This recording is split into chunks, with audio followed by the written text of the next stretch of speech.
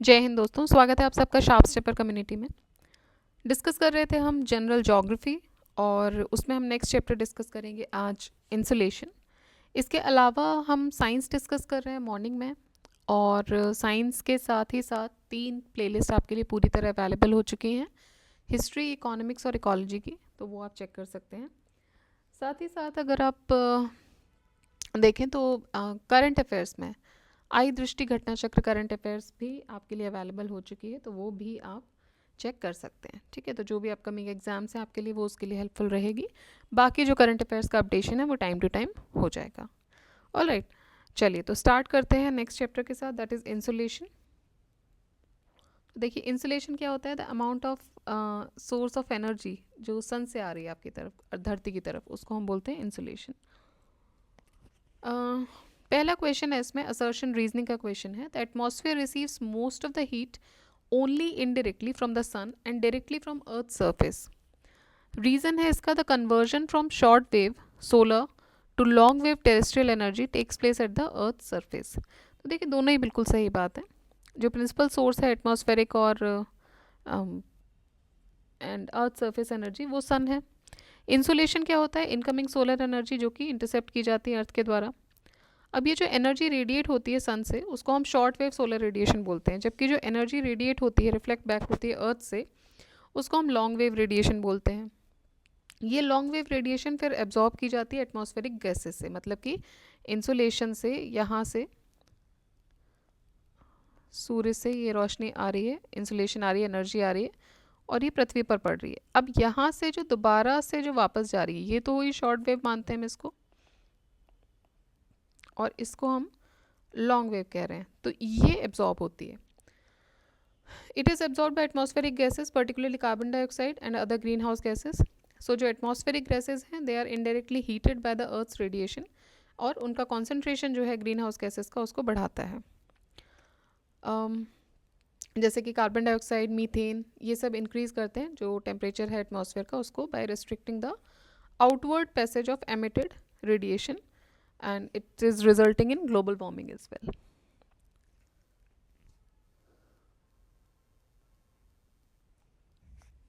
Normally the temperature decreases with increase in height from Earth's surface. Why it is so? Because the atmosphere can be heated upwards only from the Earth's surface. There is more moisture in the upper atmosphere. The air is less dense in the upper atmosphere. So answer हो जाएगा इसका 1 and 3. Alright, 1 and 3. The atmosphere can be heated upwards only from the Earth's surface. The air is less dense in the upper atmosphere. Globally insulation main factor होता है temperature distribution के लिए। Sun rays absorb करने के बाद जो surface है अर्थ का, वो वार्म हो जाता है, and this is the reason why temperature decreases as the height increases. जैसे जैसे ऊपर हम जाते जाते हैं, टेम्परेचर कम होता जाता है। हाई एल्टीट्यूड पे एयर की जो डेंसिटी होती है वो it is less with little humidity. Hence statement 1 और 3 करेक्ट हैं, जबकि स्टेटमेंट 2 गलत है। देयरफॉर ऑप्शन सी जो हो जाएगा वो करेक्ट आंसर हो जाएगा। Which of the following reflects more sunlight as compare to 3? Sand desert, paddy cropland, land covered with fresh snow, और प्रेरी लैंड। तो इनमें से सबसे ज़्यादा जो सनलाइट रिफ्लेक्ट करता है वो होता है land covered with fresh snow, albedo बोलते हैं इसको। Albedo is the fraction of solar energy, shortwave radiation, reflected from the Earth back into the space. It is a measure of the reflectivity of the Earth's surface. The land covered with fresh snow has a high albedo, 75 to 95%, and most of the sunlight hitting the surface, it bounces back towards the space. The average albedo of the Earth is 30 to 35%. The sand desert has albedo of 20 to 30%. Paddy cropland की बात करें तो 3 से 15% तक होता है। Prairie land का albedo 10 to 20% होता है। तो 75 से 95% एल्बिडो होता है स्नो का। सो सबसे ज़्यादा वहीं से रिफ्लेक्ट होती है। Consider the following statements. The annual range of temperature is greater in Pacific Ocean than that in Atlantic Ocean. तो जो एनुअल रेंज ऑफ टेम्परेचर है वो पैसिफिक ओशियन में ज़्यादा होता है अटलांटिक से। The annual range of temperature is greater in the northern hemisphere than in the southern hemisphere. तो देखिए जितना बड़ा साइज होता है ओशियन का उतना ही कम वेरिएशन होता है एनुअल टेम्परेचर में।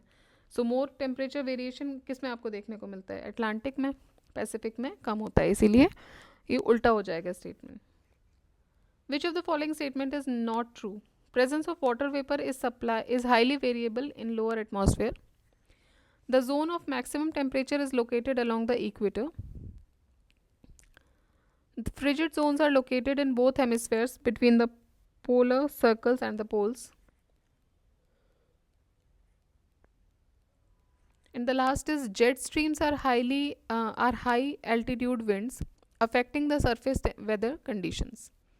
So average temperature decrease होता है from the equator towards the higher degree latitude, and it may be noted that the highest temperature is never recorded at the equator.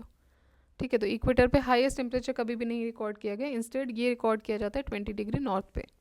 सो ये बोला जा सकता है कि जो जोन ऑफ मैक्सिमम टेम्परेचर है वो इक्वेटर पे लोकेटेड नहीं है, देयरफॉर जो स्टेटमेंट बी है वो इनकरेक्ट है।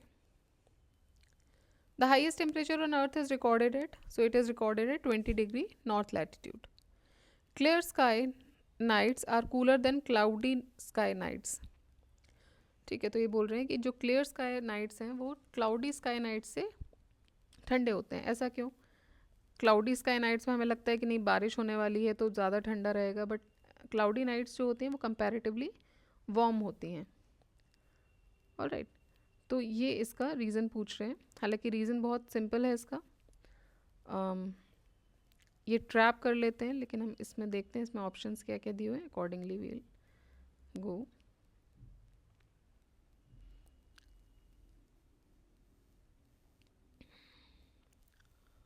ओके,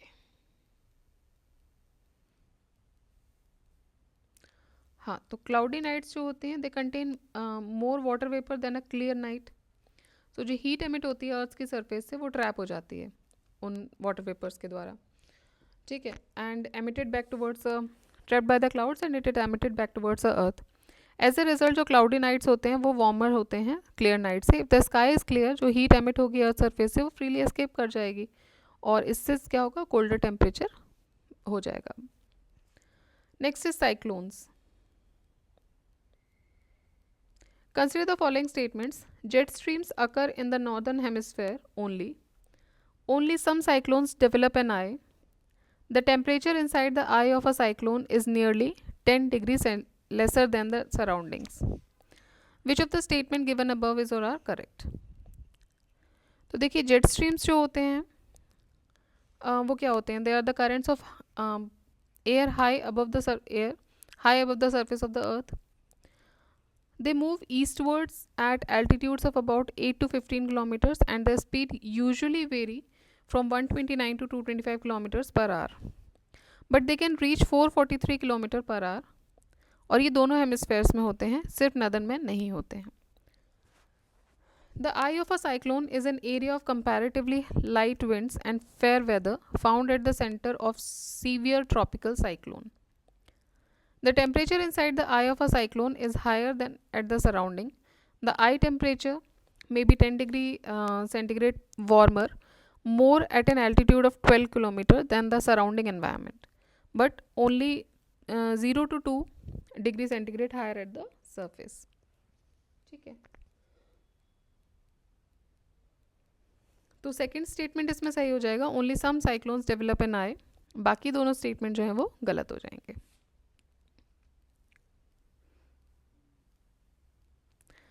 नेक्स्ट देखते हैं, असर्शन रीजनिंग का क्वेश्चन है। The surface wind spirals inwards upon the centre of the cyclone.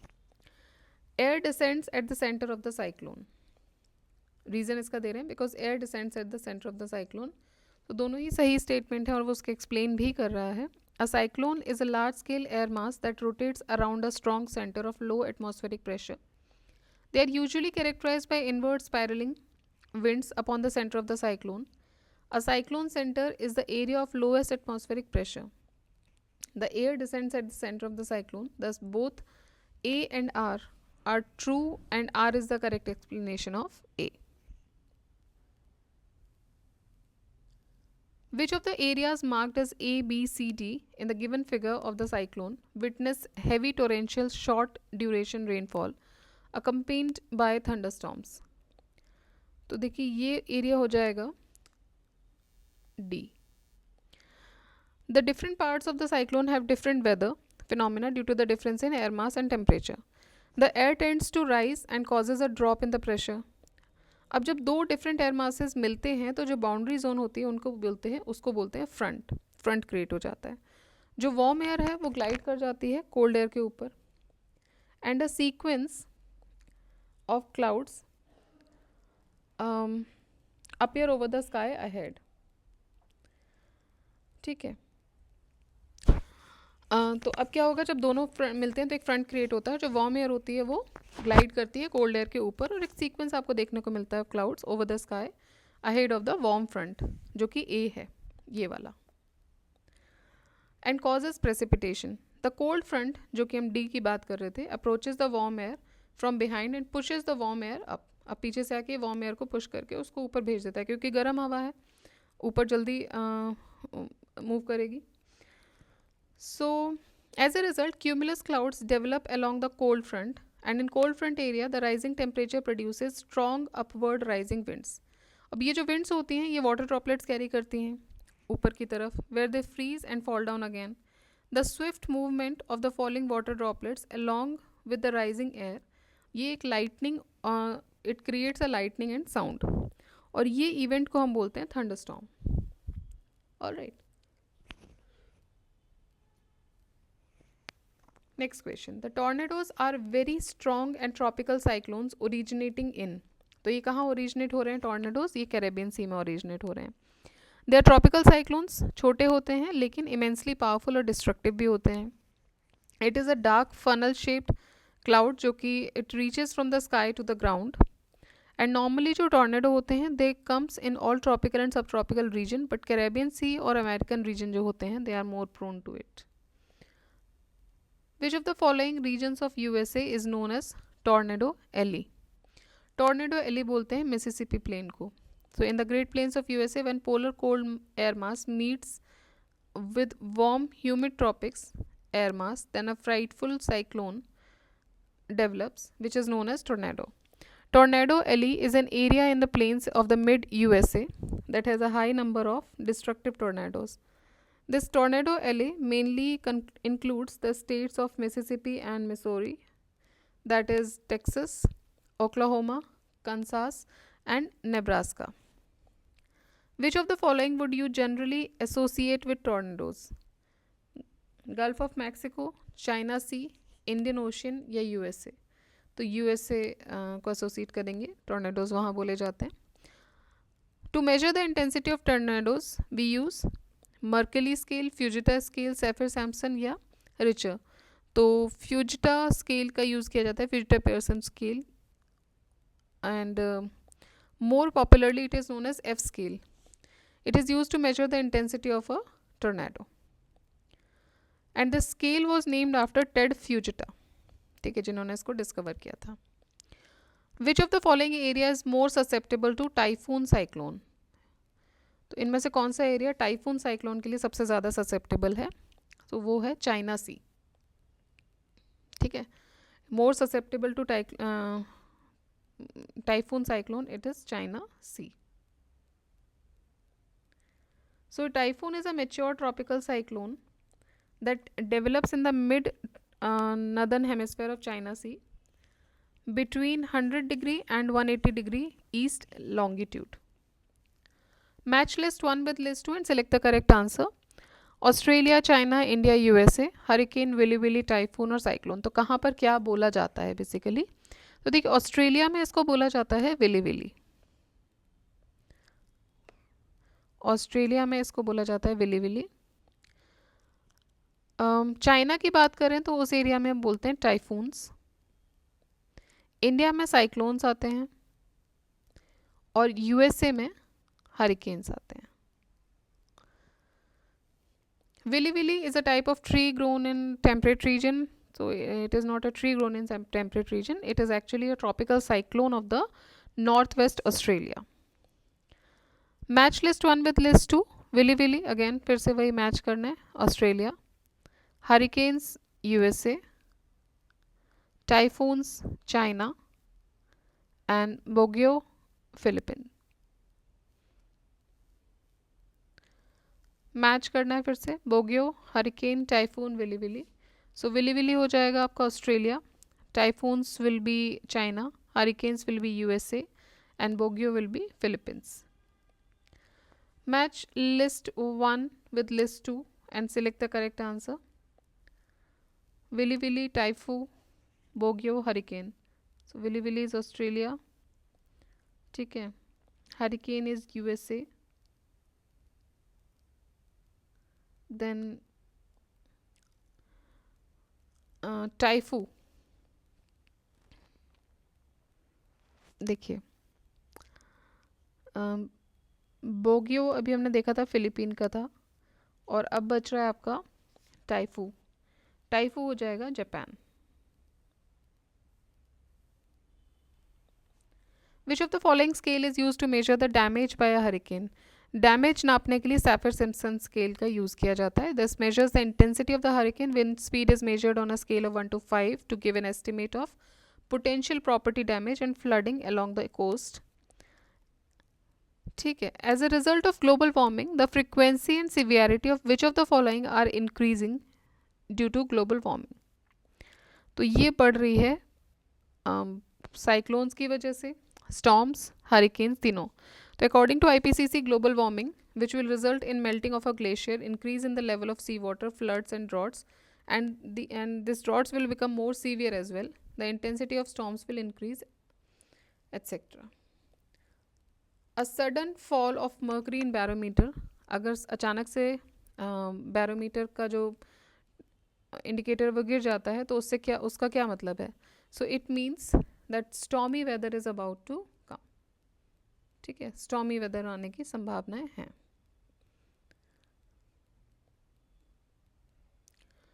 Next देखिए, विच of the following cyclones did not affect India. अभी 2013 का है, पुरानी बात है. तो इनमें से कौन सा साइक्लोन इंडिया को अफेक्ट नहीं किया था? नरगिस नहीं किया था. ट्रॉपिकल साइक्लोन ऐला, थाने, नीलम, these affected India, but Nargis cyclone did not affect India. Nargis cyclone mainly affected the region of Myanmar. In South Atlantic and Southeastern Pacific regions in tropical latitude, cyclone does not originate. What is the reason? वहाँ पे originate क्यों नहीं होते हैं? क्योंकि जो sea surface temperature है वो कम होता है. So they are not able to generate.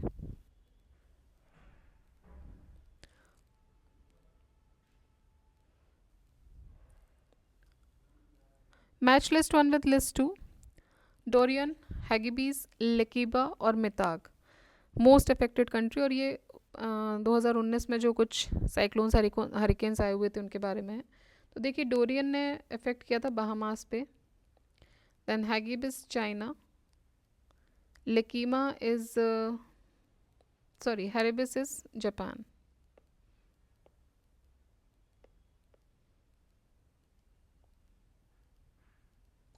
लेकीमा is China and Mitag is Jeju. Alright, तो ये क्वेश्चन हो गए हमारे साइक्लोन्स से रिलेटेड. अब हम देखते हैं ह्यूमिडिटी के क्वेश्चंस कुछ. तो आई थिंक इसमें ज़्यादा हैं भी नहीं. We'll start with assertion reasoning question. The amount of moisture in the atmosphere is associated with latitude. The ability to keep the moisture in the form of water vapor is related to temperature. तो देखिए, दोनों ही बात सही है. जो water vapour होता है, जो प्रेजेंट होता है एयर में, it is known as humidity. Humidity क्या होती है in the atmosphere? Is mainly release to related to temperature. So reason are is the correct. Moisture content decreases with increase in latitude. That is, in tropical region humidity is 2.6% and 50 degree latitude it is 0.9%, and at 70 degree latitude it is 0.2% only. The atmosphere contains 90% moisture up to 5 kilometer. Then height from the ground. So the assertion is correct. Humidity is directly proportional to the temperature. That is, higher temperature पे जो air होती है, it can hold more water vapor than the same amount of air at the lower temperature. So reason R is also correct. Humid heat is experienced in summer when the weather is. तो आपको humidity कब experience होती है summer में? जब weather थोड़ा सा मगी होता है. Humidity is the amount of water vapour in the air. The energy in the form of heat required to convert water into vapour और gas is known as humid heat. Summers में humidity is very high, therefore the weather is muggy. Absolute humidity is the weight of water vapor per unit volume, usually which is expressed in grains per cubic foot. Why are dew drops not formed on a cloudy nights? Dew drops क्यों नहीं बनते हैं? तो देखिए cloudy nights पे क्या होता है, it reflect the earth's radiation back. तो उतना जो बेसिकली ड्यू जो होता है, it is water droplets which is form by condensation of water vapour. Relatively cold surface होता है ऑब्जेक्ट का, तो उस पर वो कंडेंस होकर ड्रॉपलेट छोड़ देती है. अब होता क्या, it forms when the temperature of an object drops below the dew point of the temperature. Now when there is a cloudy weather condition, जो टेरेस्ट्रियल रेडिएशन होती है वो रेडिएट बैक हो जाती है, and after reflection from the clouds this leads to phenomena of green house radiation. तो उस समय गर्म थोड़ा रहता है, अगर हम लेमन लैंग्वेज में समझे तो थोड़ा गर्म रहता है, और उस टेम्परेचर पे ये फॉर्म नहीं हो सकता dew. So this leads to the formation of green house condition due to which temperature on the earth surface is relatively higher, and hence condition becomes unfavourable for the creation of dew. Next देखते हैं atmospheric pressure. इसमें भी ज़्यादा question नहीं है, तो इसको भी हम ख़त्म कर देते हैं. तो देखिए एयर एक पर्टिकुलर स्पेस और वेट होता है एयर के पास. जो एटमॉस्फेयर होता है इट एग्जर्ट्स वर्टिकल प्रेशर लगाता है अर्थ के सरफेस पे. इस वर्टिकल प्रेशर को एटमॉस्फेरिक प्रेशर बोला जाता है. ठीक है. सो assertion है 60 degree to 65 degree latitudes in both the hemisphere have a low pressure belt instead of high pressure. क्यों? Because the low pressure areas are stable over oceans rather than on land. तो देखिए ए सही है, reason इसका गलत है. The sub polar low pressure belt it lies between 60 to 65 degree latitude in both the hemisphere throughout the year as there is low temperature and low atmospheric pressure. Although ये जो belt है it has nothing to do with temperature, hence assertion A is correct. Low atmospheric pressure generally builds up the land, whereas high atmospheric pressure builds mostly over the ocean. So reason जो है वो incorrect हो जाता है. Which of the following latitudes, north or south, would you associate with horse latitude? तो horse latitude को आप किसके साथ एसोसिएट करते हो? 30 डिग्री नॉर्थ साउथ. तो देखिए जो हॉर्स लैटिट्यूड है ये located around 30 to 35 degree north and south of the equator. जो नदर्न हेमिस्फेयर है it is called as north sub tropical high pressure belt, and in the southern hemisphere इसको बोलते हैं south sub tropical high pressure belt. Now the existence of these pressure belts is due to the fact that rising air जो होती है equatorial region की वो deflect होती है towards the pole due to the earth's rotation, and after becoming cold and heavy वो descend कर जाती है इन रीजन्स में और पाइल अप हो जाती है. इसकी वजह से क्या होता है, हाई प्रेशर क्रिएट होता है and calm conditions with feeble and variable winds are found here. In ancient times, vessels with a cargo of horses passing through these belts found difficulty in sailing under these calm conditions. So they used to throw few horses in the sea in order to make the vessels lighter. तो ये belts या latitudes इस वजह से horse latitude बोली जाने लगी. Consider the following statements. Either of the two belts over the ocean at about 30 to 35 degree north and south latitudes is known as horse latitude. Horse latitudes are low pressure belts. तो देखिए पहला वाला तो सही है. Horse latitudes लो pressure belt है कि नहीं वो हमने ऊपर देख ही लिया है, so second statement is wrong. Air pressure is lowest in, air pressure सबसे कम कब रहता है? समर्स, विंटर्स, स्प्रिंग या ऑटम. सो समर्स में सबसे कम रहता है. Air pressure is defined as the pressure exerted by the weight of air on the Earth's surface. Now, the distribution of air pressure is influenced by temperature of air at a given place. Temperature is reversely related with pressure, and due to high temperature in summer, pressure is lowest on the Earth. At altitude increases, the temperature and air pressure decreases. Altitude जैसे जैसे बढ़ेगा, increase होगा, तो temperature जो है और air pressure कम होने लगेगा, इन्वर्सली प्रोपोर्शनल है. Distribution of air pressure is influenced by temperature and other kinetic factor, that is earth rotation, water vapor, altitude, etc. Alright. सो ये हमारे ख़त्म हो गए हैं एटमॉस्फेरिक प्रेशर के भी क्वेश्चन, ज़्यादा नहीं थे, 3 ही क्वेश्चन थे. नेक्स्ट चैप्टर अब हम स्टार्ट करेंगे जो वो रहेगा क्लाउड्स का in the next video. Till then keep revising, keep studying. जय हिंद, जय भारत.